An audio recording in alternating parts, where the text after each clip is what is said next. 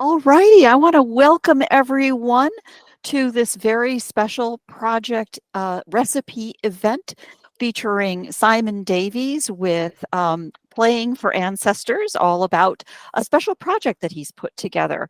We're delighted today to have a group from around the world, as we've been chatting before the call began, from as far away as the northern tip of Scotland to the western edge of Australia, and I'm here in the west coast of California. And it's just a delight to have all of you.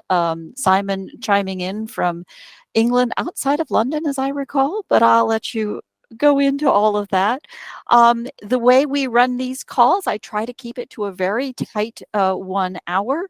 And then after the hour, you are welcome to stay. I will turn off the recording, but you're welcome to stay for what we often call a little after party.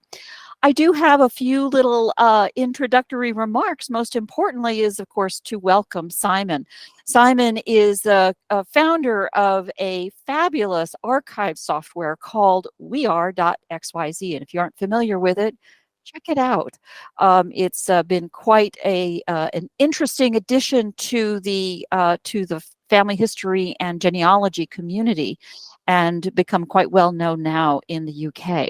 I do have a tight policy here, by the way. I do not support any sponsorships or any kind of affiliates or anything like that. And all opinions expressed here are just personal opinions. And I think that's kind of important to ensure the freedom to say what we want to say, and then you can trust the sincerity and with which it's expressed.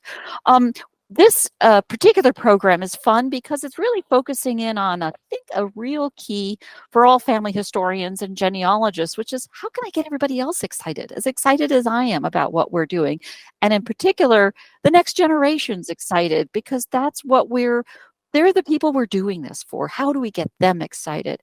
So this is the first of 3 programs we'll have in a row focused on getting kids excited about it. This one, of course, talking about playing cards, pulling together playing cards, which goes across generations and a new way to tell stories.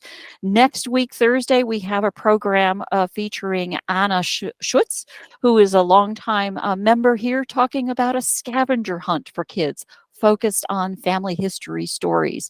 And I just posted a new program for January featuring Cindy Terrien, who will be talking about some of the special programs she's put together in a whole book of fun, genealogy fun for kids. So stay tuned for that one as well. And with that as a brief introduction, we'll go ahead and begin the program, and I will defer to Simon Davies. Thank you again so much for coming, Simon. Brilliant. Thank you very much, Barbara. It's a pleasure to be here at the center of all of you from the west coast of California. I'm glad you didn't say east coast of California, because that would have confused me. down to Australia. And Jenny, that's brilliant that you're up at 2 in the morning. Right, I'm just going to try and work the technology and share a screen. Let's see if that works. I'm not totally fluent with Should have Google no Meets, problem. but I feel I can do it. Is that? Can you see yourselves now? Is that? We can see it. Yep. What's happening? Yep. It's all good. You good? will want to take your Google Meet and hide it. Yeah, There you go. I've moved you up there. You're up there. Yep. We're up here. And look, so here we go. I'm going to kick off with some slides. The first was a bit of fun. So I jumped in. I wanted to cover slides. So, of course, I had to go to AI.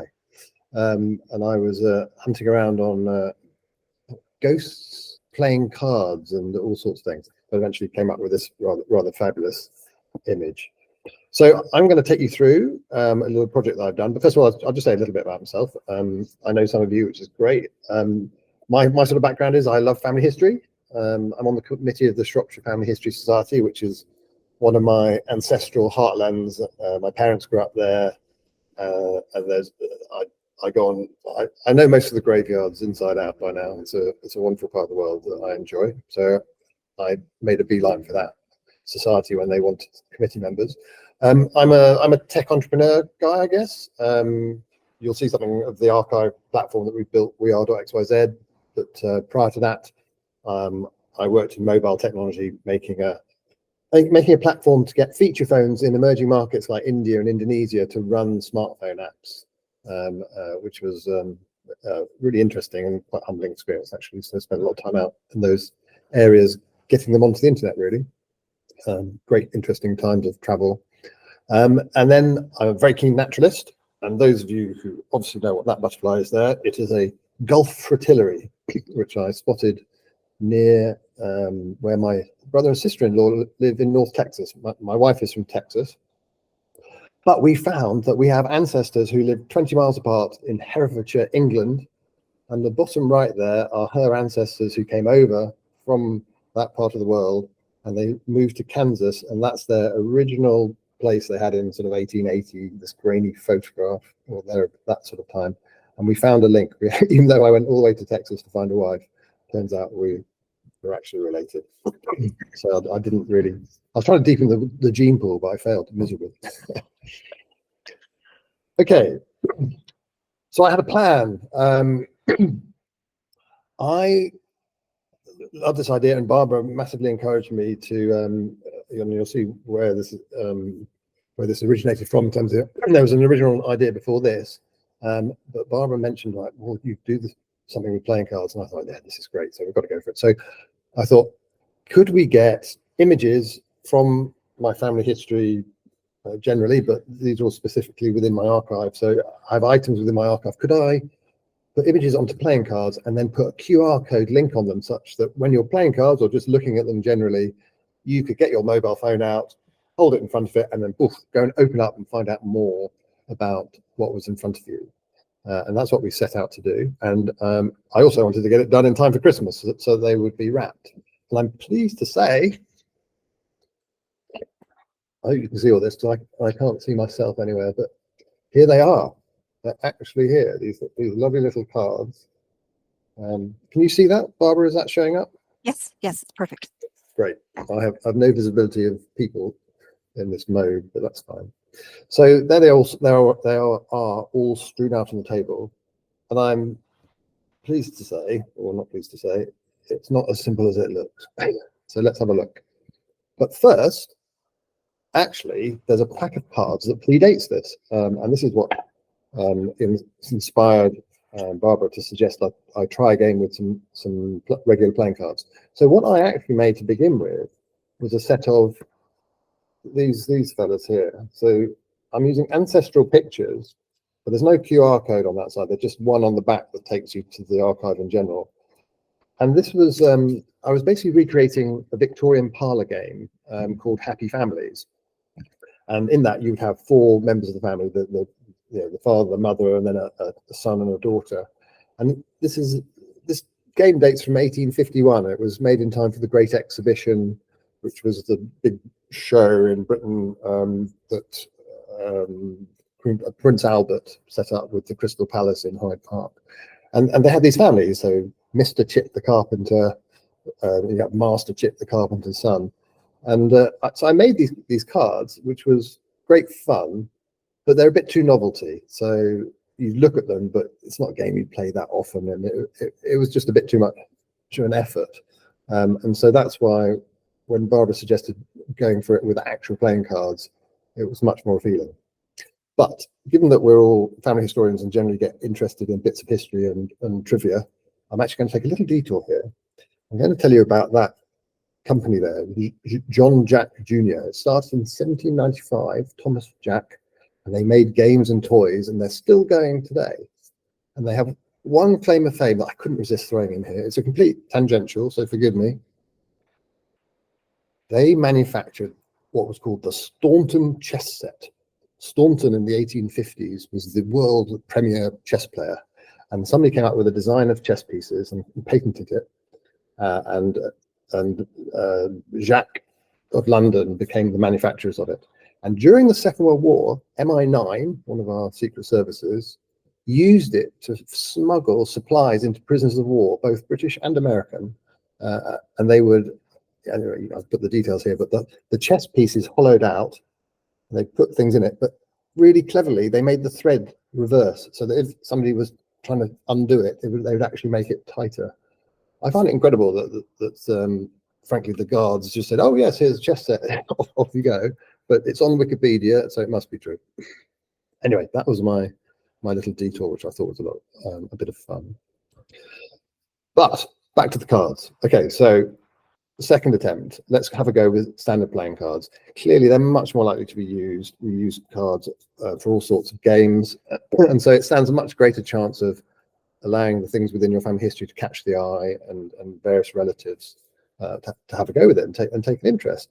And you can reveal a lot more, of course. You've got 52 playing cards, as opposed to the smaller sets of families that you get in the other game. And here I've made 2 packs, one with a different back. And so if you have friends or if you play bridge, you can make a bridge set. And my parents love playing bridge, so I've made a bridge set for them. And I really like the idea that, because they play bridge very informally with friends in the village they live in. And I love the idea. I can just imagine some of the friends that I've met just being really sort of curious about what's on these cards, and you can see a conversation starting around those items, which rather tickles me. In fact, I'll show you the packaging I've made for them as well at the end. So what will you need? Well, 52 images. I chickened out jokers, but you can do jokers as well if you want. And you can link to anything. So, I mean, in my archive, I have people, places, documents, photo albums, sections on various heirlooms, just photos in their own right. So you can link to anything. You just need to find 52 images and think about the spread of what you want to cover. And I'll come back to that in a minute, because that's very important. You may need a blank playing card template. Although some services provide you with the basics, like the suit and the number of the card, I dispense with that for various reasons I'll come to later. So my design, I had to build in the number and the suit into the design to give me maximum control. So I'll go into that as well. You clearly need a back of card design. I mean, I made a theme on our branding for the archive business, but think of something, and generally they tend to be sort of wallpapery type patterns, don't they? So see what you can come up with there. Then you want image creation editing software. I mean, breaking ground, I suppose. I probably did a rather laboured process with a full-on sort of Photoshop type thing, but been talking to Barbara since, and Canva clearly is a much more accessible way of doing this. And then you need QRs, codes, of course, and I spent quite a bit of time looking around QR codes to find. I only found one that really did the job in terms of price point and flexibility. So I'll explain that. And then you need a card fulfillment service, somebody to actually make them. Okay, so most important decision. So who are they for? The reason this is so important, of course, is because you can take facets from your family history, and these are my ancestors on my paternal side on the left and my maternal side on the right. And depending on who you're giving them to, some items in your family history may be relevant or completely irrelevant. So I can make a set for my parents, and I can pull from across this whole range. And in fact, the initial sets I've made are for my parents and my brother, but they're not really so good for cousins. So for cousins, I'd have to steer either to the left or to the right.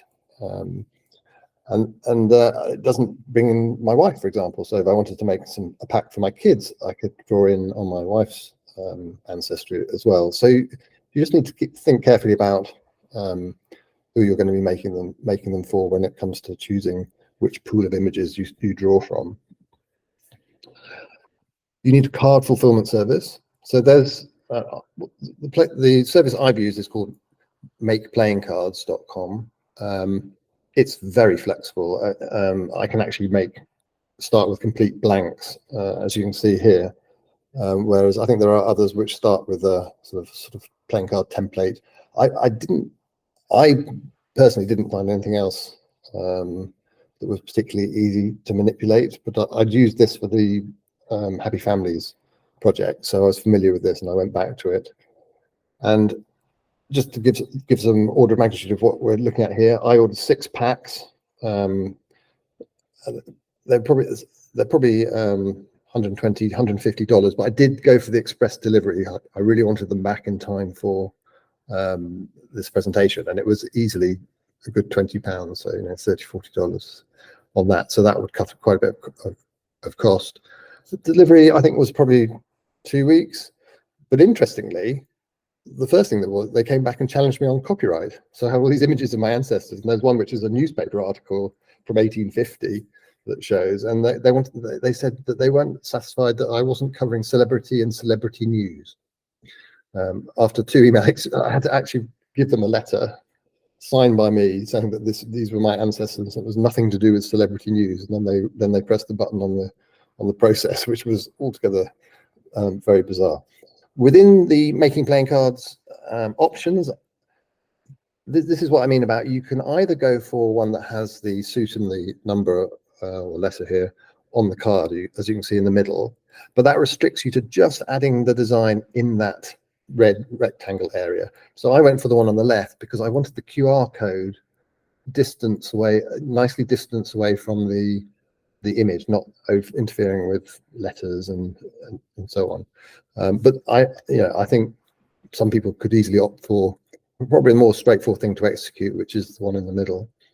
And then I've gone for bridge size cards. You can have poker sized cards, a whole range of options on sizing. That's the card fulfillment service.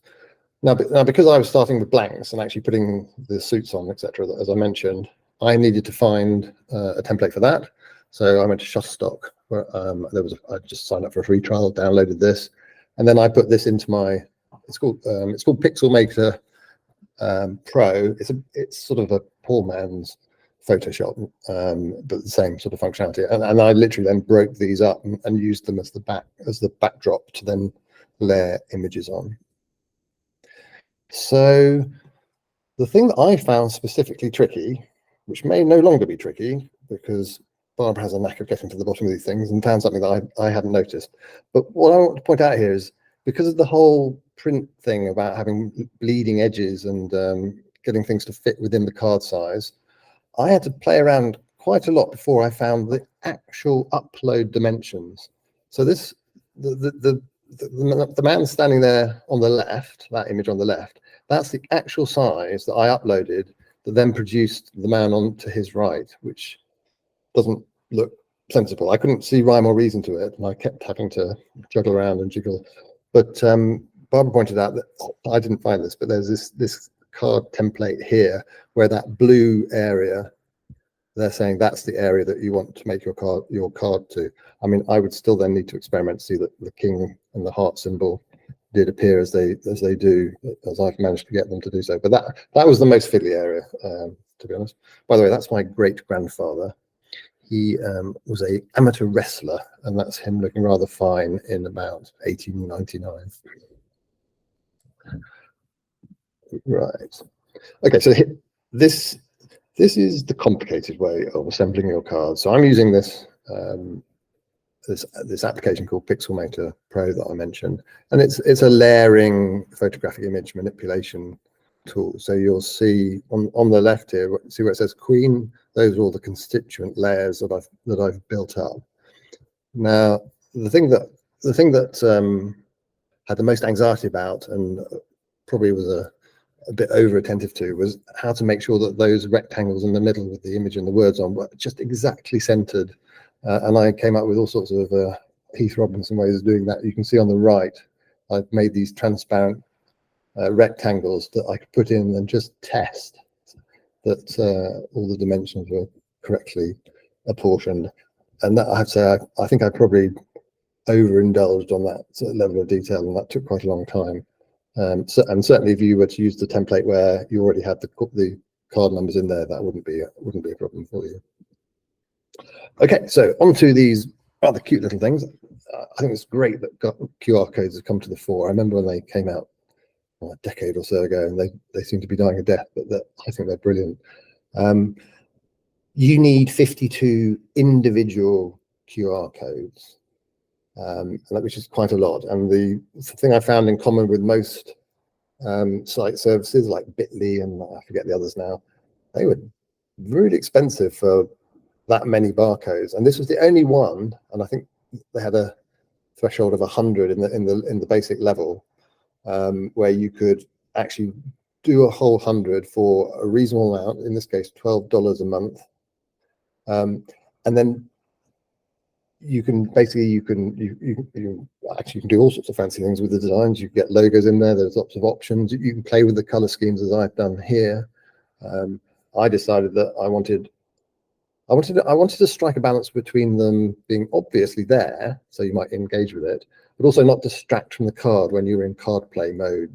So for the the diamonds and the hearts, I went with a more reddish color scheme, and obviously the opposite with the clubs and the spades.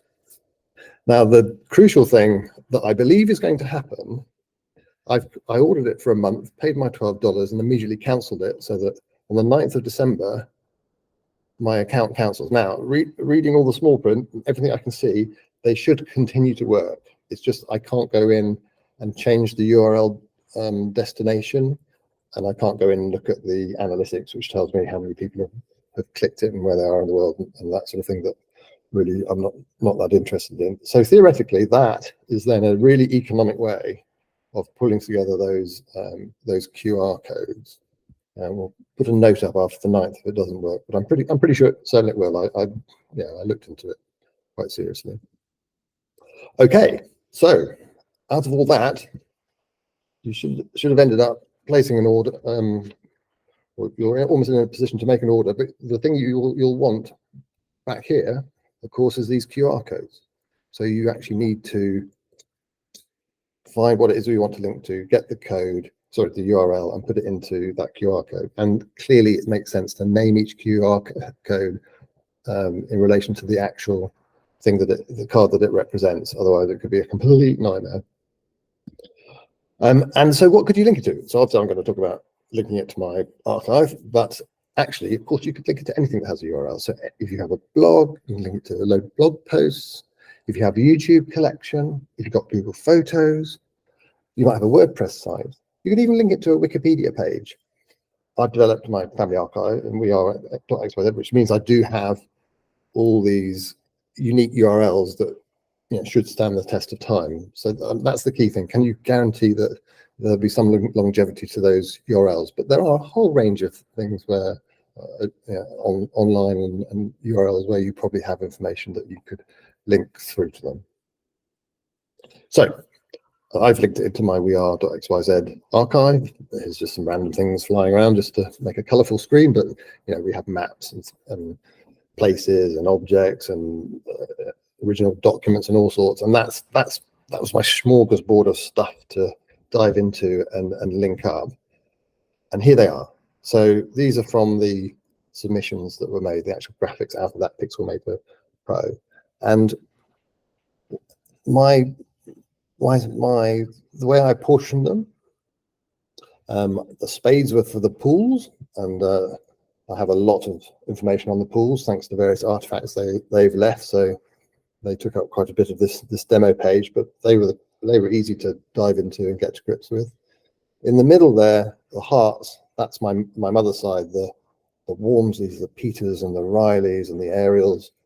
The clubs, that's the Davises, so that's me. Plenty of stuff to go on there.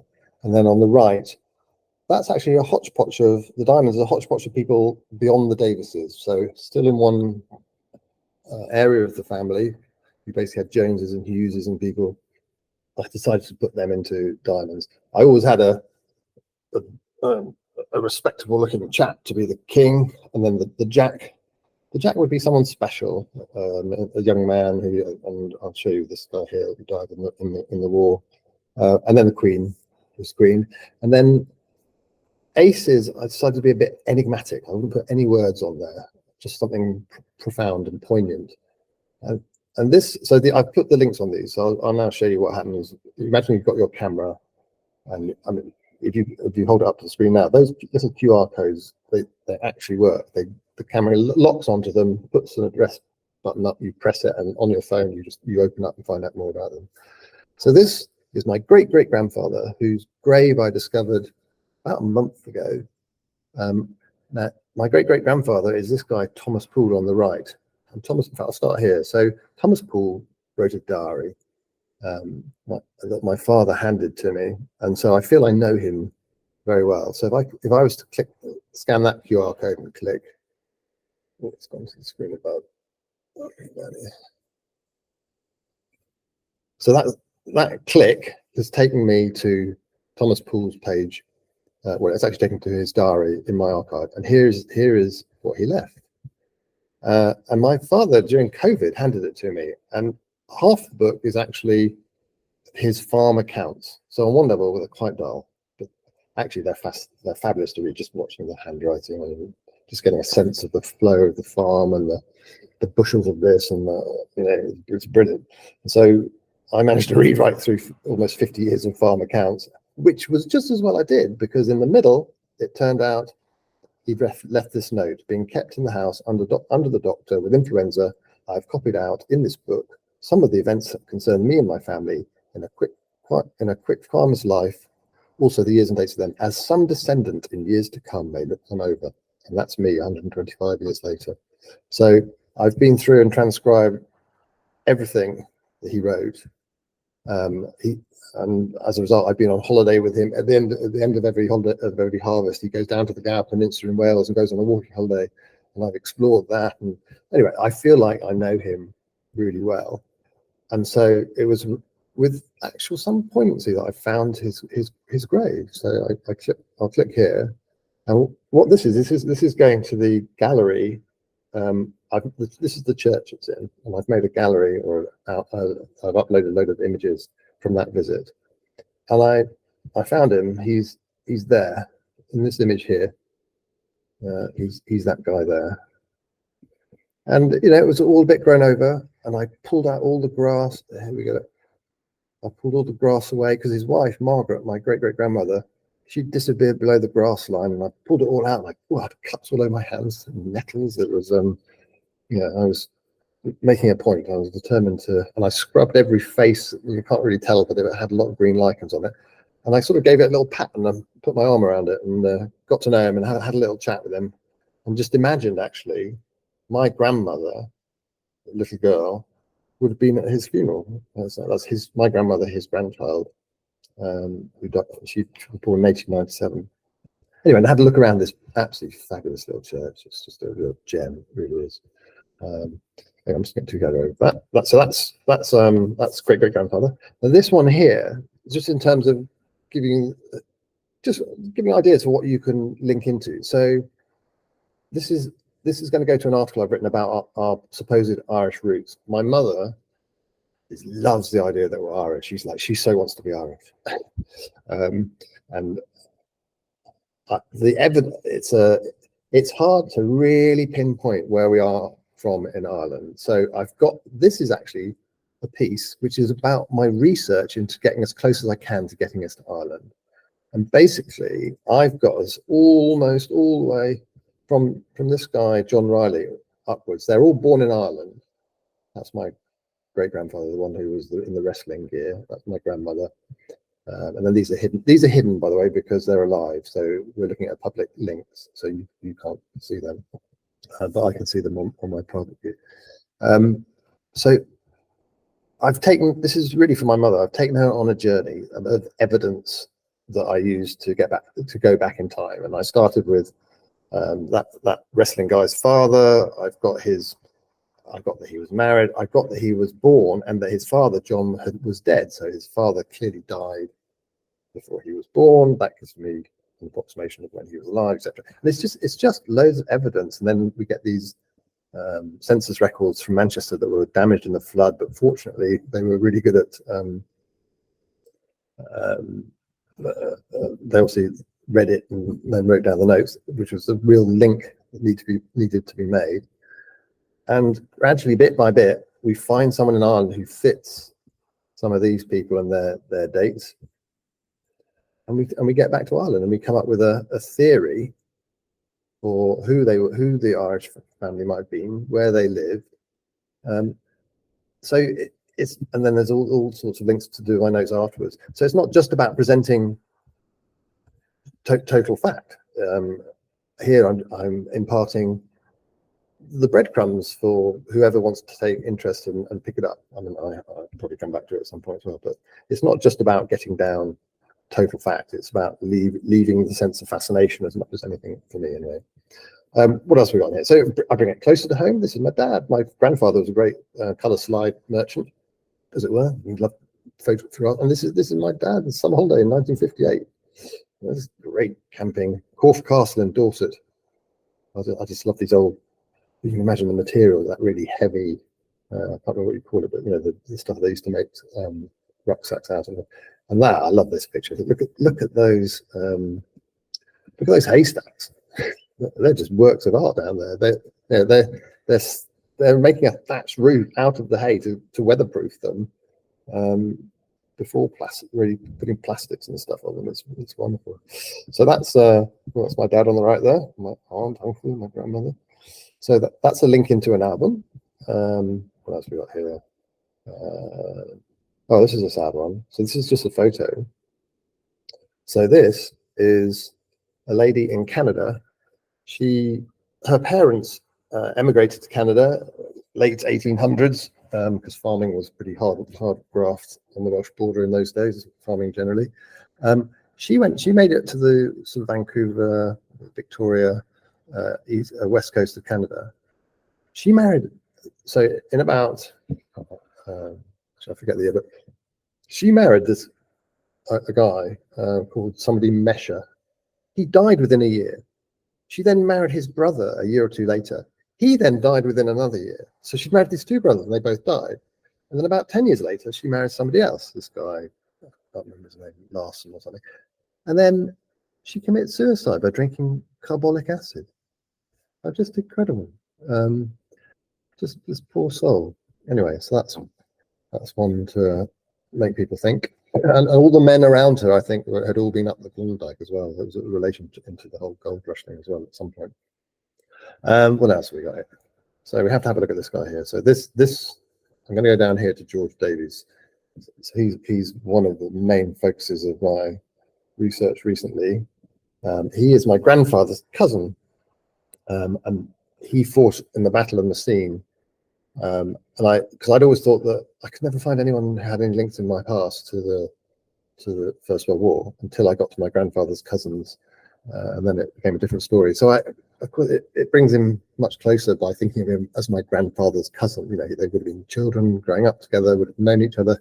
In fact, his brother, who died of Spanish flu, so this guy is going to die at Messines in 1917. His elder brother, his next brother is going to die in 1918 near Haifa as part of the Egyptian expeditionary force trying to get to Damascus. And then his younger brother is going to die of Spanish flu in 1918 as well. And his younger brother was called Brian with a Y, and my dad's called Brian with a Y. And we can't find any other Brians. And I like to think that that's my grandfather remembering this poor young cousin of his that he would have known up to the age of 18. Anyway, this guy here. So I have to show this for Jenny in Australia, because there's an Australian link here, and Jenny's made the great effort to stay up at 2:30 in the morning. So this guy, he was very devout. He became a missionary, a Methodist missionary. He grew up on this wonderful, beautiful farm in Shropshire near Much Wenlock. Although ironically, I discovered that his parents they conceived out of wedlock, and they went to Aberystwyth on the coast to have a shotgun wedding. It's rather unfair on our ancestors that they can't hide from the records now they're all digitized. Anyway, this guy, he goes to Australia as a missionary. He then enlists. He comes back and he fights the Australian Imperial Force, and he dies at Messines. But I have here, that's the boat he went out on. That's the boat he came back on. That's where he trained near Stonehenge, and then he goes to war. But he left a diary, and the Australian War Memorial Library in Canberra, they digitized it for me and they sent it to me, and it really brought him even more to life. So here this is 1916 on the Western Front. He reminisces in his diary about his childhood in that farm, that lovely farm he saw. He talks about his father being Father Christmas and coming in with a sack, and and so it just brings him more. So I brought him more and more to life, and also because I projected into them this lovely nuclear family and this nice farmyard, fireside, hearth environment, and this just like sort of affirms it, and you can see what they had these lovely warm Christmases, and he's reflecting on it while sitting on the Western Front. And this article basically he takes him across the Channel. He then goes up to this place, Armentières, which you can see this is actually during the war, bombed or just after the war. He gets in, he describes going into the trenches and all these things like parados and fire bays. He mentions them in his diary, and so I used that to explain what they were. And here's the trench line, and etc. That was his arena of battle. That is those are the German. So Messines, there was a great offensive where they detonated 19 mines that were 80 feet underground that they'd been digging away for 6 months to a year to put there. And they say that they killed 10,000 soldiers instantly. And the general there at the time said, tomorrow we may not change history, but we will certainly change geography. And those, I can't remember if I've gone past them, but somewhere I got picked there here. So that's a mine that's been blown up, and here's 2 mine holes today. They have lakes in there, and you can go and visit them. But anyway, his diary builds to a crescendo. We approached the war. He talks about seeing these Taubes, which are these planes on the left. That's the actual battlefield. And then he talks about an incident with this observation balloon, where this enemy fighter comes over, fighting. You can see a crack, crack, crack, crack, crack. This little German plane is firing at this observation balloon, and the guy just jumps out. He describes it. He says that the observers said, just jump out, and you can see why, because they were tethered. They had a parachute, and they came down. And then he talks about how basically the guy's drifting towards enemy lines. That's the Messines battlefield aerial photo afterwards. So I'm dwelling on this a lot, but I just find it absolutely gobsmacking. I really do.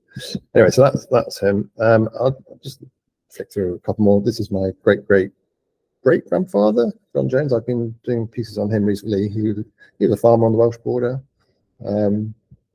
I sent my drone up to Kevin the drone, and I'll tell you about Kevin the drone. He took a little flight over the village of Llandussel in Montgomeryshire, and we're looking at that field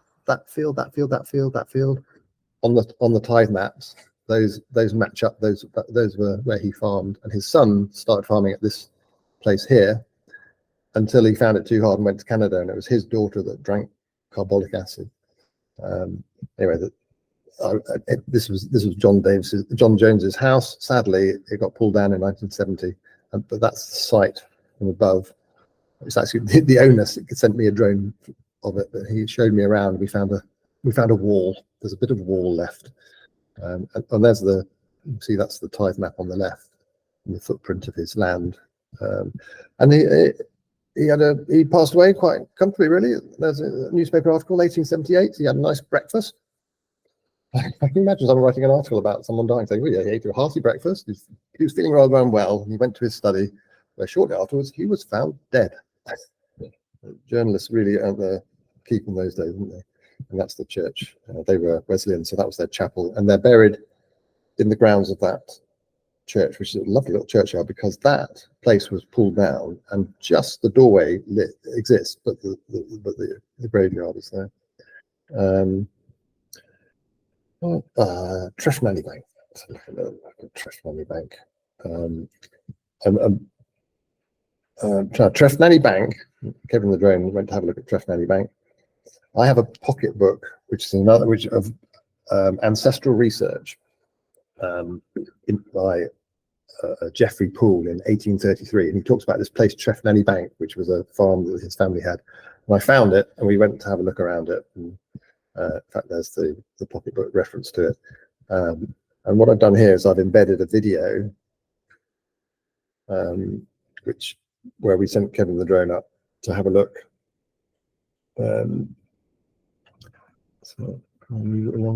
So we started. There's a churchyard at the end of the drive to the farm, and they're all buried in there. So we went and found all their graves, and then we sent Kevin up from the graveyard, and then I'm just fast forwarding. You can see my bald head down there, and then he sets off. There's a little bit of stuff I've used iMovie to stick in there, details about the graves you can find. There's the map from the Montgomeryshire Genealogical Society, which helped us find the graves, and then he sets off.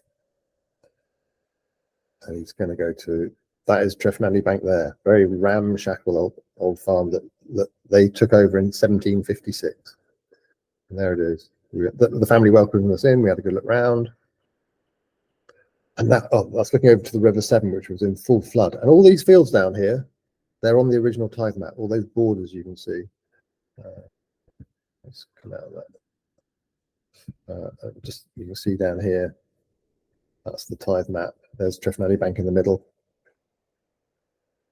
There. And Kevin flew over, and there's the chapel. The graveyard's there. So he flew up here, and then we sent him up around here, and just had a real sense of where your ancestors were roaming around. And that is my dad, me, and my son, and that is my 4 times great grandfather's grave that we had to scrape away to find it. Actually, behind us there is his brother. But you've got how many generations, I can't think, hovering around that grave. And I think I put it here. He's that guy there. It's his grave. That's my grandmother. That's way back in time. And this is the guy, Thomas Paul, whose diary I had, the one whose grave the other grave I went to see. So it's his grandfather. I love the link. So that's not my grandmother.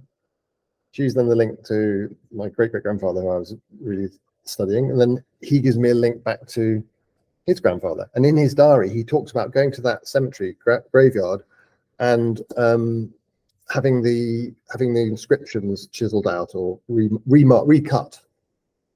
So you really get the fabric of this family moving across the landscape and being into each other up and down the generations. And I suppose what I should draw in is like these cards can give people a little sense of satisfaction. I mean, I could go, oh, Barbara, you stop me whenever you want to stop me going on looking at these things. But I do. This has been fabulous, Simon. I do want to leave a little time during our hour to bring in questions, because I know I'm just bubbling up with them. This has been absolutely fabulous to show how there are the stories in each picture and how it still enthralls you, and you so project that energy and joy in discovering them, I'm sure, to the generations that follow. You have, I think, a few lessons learned from this experience you were about to go to. Go ahead and cover that. I'll do that. And I hope you notice across there's a whole swathe of different types of things. You know, there are places that one there would actually be a newspaper article, a motorcycle magazine in 1911 that my great-grandfather wrote this article in about that funny little contraption we bought. You can get, you don't just have to put a person and their profile, you can bring in all sorts of dimensions. I didn't have that many lessons, but I would have made the QR codes a bit bolder. So I think you probably want to get a bit more contrast. I was trying to mute them out a bit, but I think I went a little too far, if I'm honest, because you do want them to stand out. And they will, my understanding is they will read quicker and more with more sureness if you get more contrast in the design. Mm-hmm. But that's one to play around with. The other, I mean, one suggestion is, I mean, it takes quite a long time to do 52 cards. And one option I thought could be just do the court cards. That would be an interesting halfway house compromise. And actually that might make them more playable in that the non-court cards would be less distracting. There's a balance there. Mm-hmm. And yeah, exactly. So I think those are my main lessons or things that occurred to me. Yeah, more generally, I was just really pleased, and I had to finish with one last bit of what you call it, AI. So I had to put the snap on myself. I'm really not a master of AI, because like I said, 2 ghosts playing snap, one of them saying snap, and it just wouldn't do it. So I stopped at that.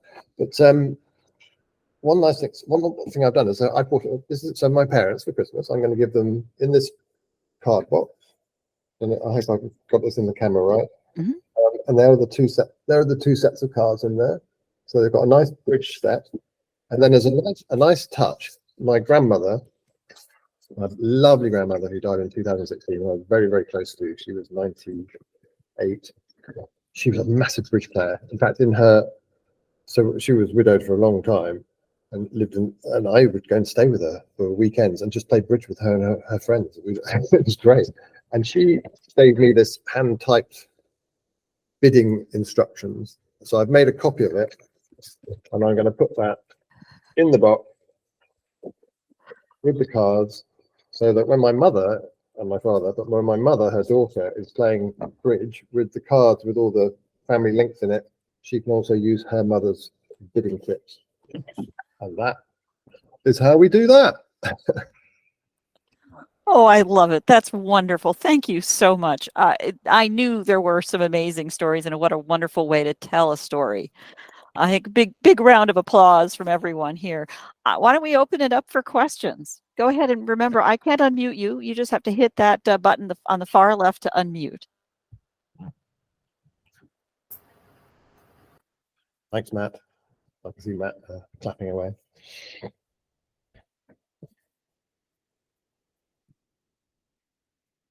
Oh, Ruth, look. Who's your friend? Go ahead, Liz.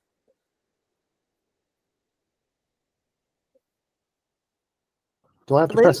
It says open you have to press unmute. I used the wrong symbol. I meant to do a clap. Okay. Cami, Maxon just asked a question in the chat there. What program you used to create the cards in? Yeah, so that I was using this program called Pixelmator Pro. Pro as in I used it for so long on free, and I think you could use it the free version, but I've been using it for years, so I do pay for it now. But it's like a Photoshop, and I can show you. We talked a little bit about this in terms of templates. While you bring that up, I think one of the key principles here is you kind of can use anything. The trick, as Simon will show you, relates to getting the sizing right. And after this conversation, I know I want to create it myself. So I'm going to, be creating a template in Canva that anyone could use to do that. Go ahead.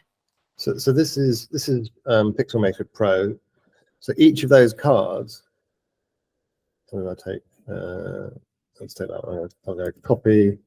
I'm going to open a new view from clipboard. Right. So that, and then you'll see that it's actually lots of bits. So I first of all started with. Let's have a look. All right, now you're asking basically. So there's hobbies, cooking, no cards. That's so cards, playing cards, ancestral cards, steps. Yeah. So if I went spades. Yeah. So here's the assembly part. Oh, I had that before. Yeah. So first of all, I had to construct all of them, and that came from here. So like, yeah, here we go. One, it's ordered. Deck blanks. Yeah. So this is what I got from Shutterfly, and now that it's here, it's just taking a bit to load. It's going to struggle a bit with Zoom. So I started with these guys, and then I'll zoom in, but and I cut them out, or I copy that, start a new thing. Oh, it's tricking away. Right, so now I've got my blank. Then I defined a rectangle that for the center, and I made a rectangle that was I would stick in the middle, and then I would add in the image part and the text part. So yeah, here.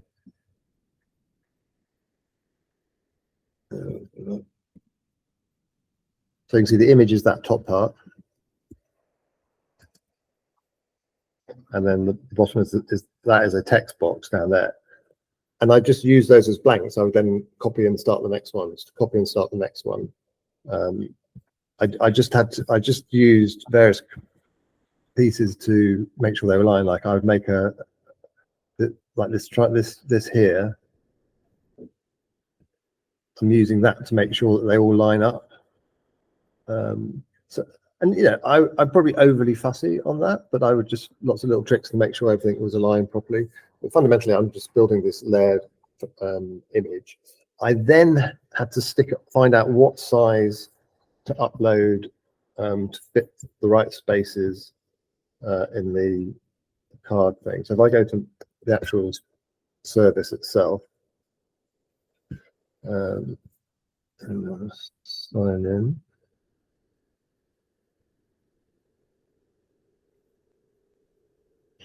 This is all making making things grind a bit, I'm afraid, but we'll get there. Now I'm signed in. I can go and look at old projects. Here's the one I did earlier, folks. While you're looking at that, Simon, Becky asks, did you layer each part on the card? I assume that's in your Photoshop-like app. Yeah, how do you mean? So you saw that I... Becky, you can just come off mute. Go ahead. Oh. Yeah, far away. Mute.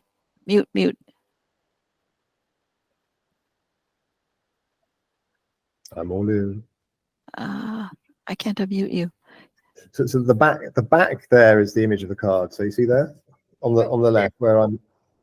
Oh yeah, far away. So in my program, I can put like the photo on one layer. I can do the card numbers on one layer. I can do the QR code on a separate layer. Did you do it that way, or? Yeah, absolutely, yeah. Okay, totally. Thanks. Yeah, just layered them up, and the QR code obviously went last. And I put a little white rectangle around the QR code so that it would make a border into the card. Okay. That was a nice effect. And then so when you're making that, you drag your image onto one of these blanks, and of course you want the symbols there, the 2 and the spade, to be like they are, fitting perfectly. And I found it took quite a bit of trial and error before it fit, and that's what this rectangle is here. So that rectangle is the side I need to upload. So I would then take this, I just made a copy of it, and I would drop it into the middle here. Okay. Slight complication. My image, you can see, has little markings left over from the original image template I used with the card. So one final thing I had to do was to actually go in and just snip all those off. But so I would cut those. Cut those away, and then I'd be left with this here, and that would be what I would upload. Oh, sorry, and then I would I would drag in the QR code, and we can go have a look at the QR code. So it's very simple. Pop a code. Here we go. I mean, the interface is incredibly simple. So here are all my QR codes I've done, but you literally just put like that. I've put in a URL. Then we've got lots of options. It saves some others that I've used in the past, but it will start by, these are just suggestions that it's made as your starting point.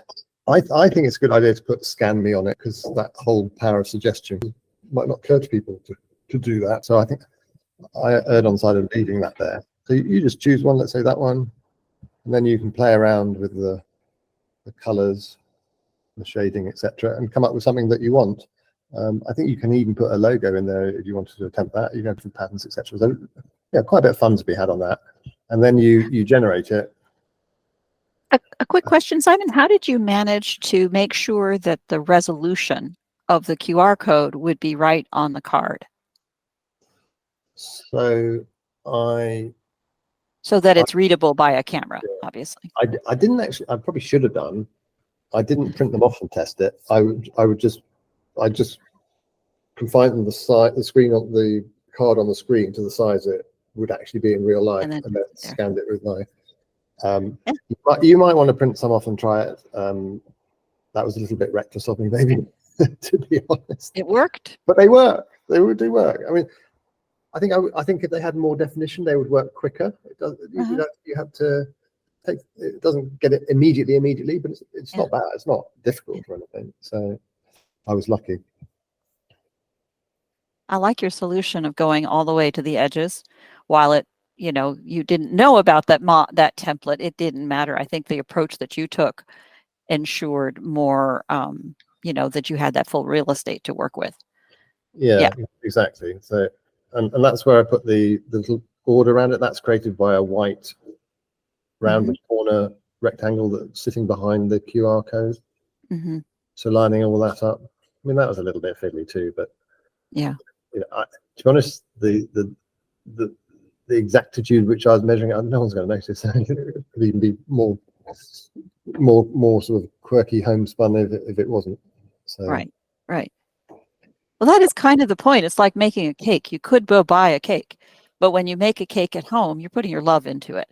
And it's, the little quirkinesses don't give you that that sense of confidence for a home. You're a professional. You've had a lot of skill in a lot of these things, and so you know how to do that. But I think everyone should feel confident that it is the specialness with which they're putting it together that's important. And like that, I love that message that was left by your ancestor saying, so that some future descendant might read this. I mean, that's sort of the point, isn't it?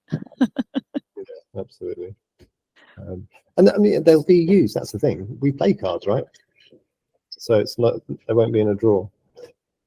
But I would like to make some for specific size to the family, so I can give them to cousins. So that means I've got to do it all again. That's beautiful.